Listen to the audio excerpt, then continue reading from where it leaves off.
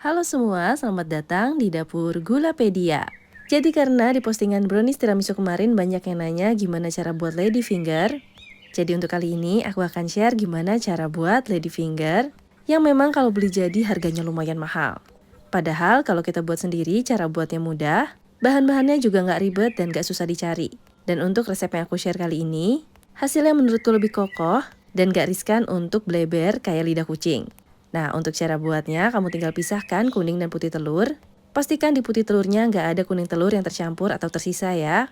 Untuk kuning telurnya kita pakai 2 butir, sedangkan putih telurnya pakai 3 butir. Selanjutnya pada 2 butir kuning telur kita tambahkan 40 gram gula kastor. Kalau nggak punya gula kastor bisa menggunakan gula pasir dengan butiran yang lebih halus atau bisa di blender terlebih dahulu. Selanjutnya kuning telur dimixer dengan kecepatan sedang hingga mengembang dan pucat kayak gini. Lanjut, ini pengaduknya aku cuci terlebih dahulu, lalu aku seka dengan tisu yang sudah diberi sedikit cuka, untuk memastikan gak ada lemak ataupun air yang tertinggal. Tambahkan juga 1 sendok teh cuka atau air lemon, agar nanti merengnya lebih kokoh. Selanjutnya, putih telur dimixer dengan kecepatan rendah, hingga cukup berbusa kayak gini. Dan lanjut kita masukkan 50 gram gula kastor, masukkan secara bertahap sambil terus dimixer, hingga semua gulanya masuk ke dalam adonan dan benar-benar larut. Ini masih dalam kecepatan rendah ya. Nah, setelah gula larut semua, kecepatan mixer kita naikkan ke yang tinggi dan lanjut memixer hingga nanti tekstur putih telurnya hingga membentuk jambul yang kokoh dengan ujung yang sedikit melengkung kayak gini. Ini dinamakan stiff peak ya.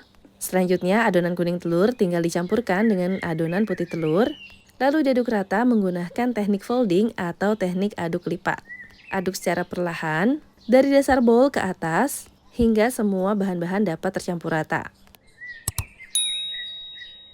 Nah, setelah tercampur rata, bisa dimasukkan tepung terigu sebanyak 140 gram. Di sini aku pakai tepung terigu protein sedang. Masukkan secara bertahap sambil diayak agar semuanya lebih mudah tercampur rata dan gak ada yang bergerindil. Lalu masukkan juga 15 gram maizena. Ini aku juga masukkan setengahnya terlebih dahulu ya. Lalu selanjutnya tepung-tepungan ini bisa dicampur, juga menggunakan teknik lipat atau folding, agar merengnya nggak kolaps. Nah, untuk sesi yang berikutnya, tinggal campurkan sisa dari tepung-tepungan, dan tambahkan juga 1 sendok teh baking powder. Di sini aku menggunakan baking powder double acting ya. Nah, ayak kembali semuanya, lalu aduk rata kembali, tentunya menggunakan teknik folding atau aduk lipat, hingga semuanya tercampur rata, tapi pastikan adonannya nggak cair ya. Nah, kira-kira cukup seperti ini. Selanjutnya bisa kita cetak adonannya. Untuk loyangnya aku sudah lapisi dengan baking paper, lalu adonannya dicetak sesuai dengan selera. Di sini aku menggunakan plastik segitiga dan spuit yang bentuknya bulat. Tapi jujur nomor spuitnya aku nggak tahu ya, karena aku beli di pasar. Tapi untuk diameter lubang keluarnya kira-kira 2 cm. Nah, setelah ditaburi dengan gula halus, yang tujuannya agar permukaan ladyfingernya crispy, selanjutnya bisa dipanggang dengan suhu dan waktu yang udah aku tulis ini. Oh ya, jangan lupa panaskan ovennya ya. Di sini aku memanggang menggunakan api atas bawah. Dan ini dia hasil ladyfinger yang sudah matang. Bisa kelihatan ya, ini kokoh dan gak bleber. Selanjutnya ladyfinger yang udah jadi ini tinggal diangin-anginkan untuk didinginkan. Dan setelah dingin, ladyfingernya bisa langsung digunakan, atau bisa disimpan atau di stok di dalam toples tertutup.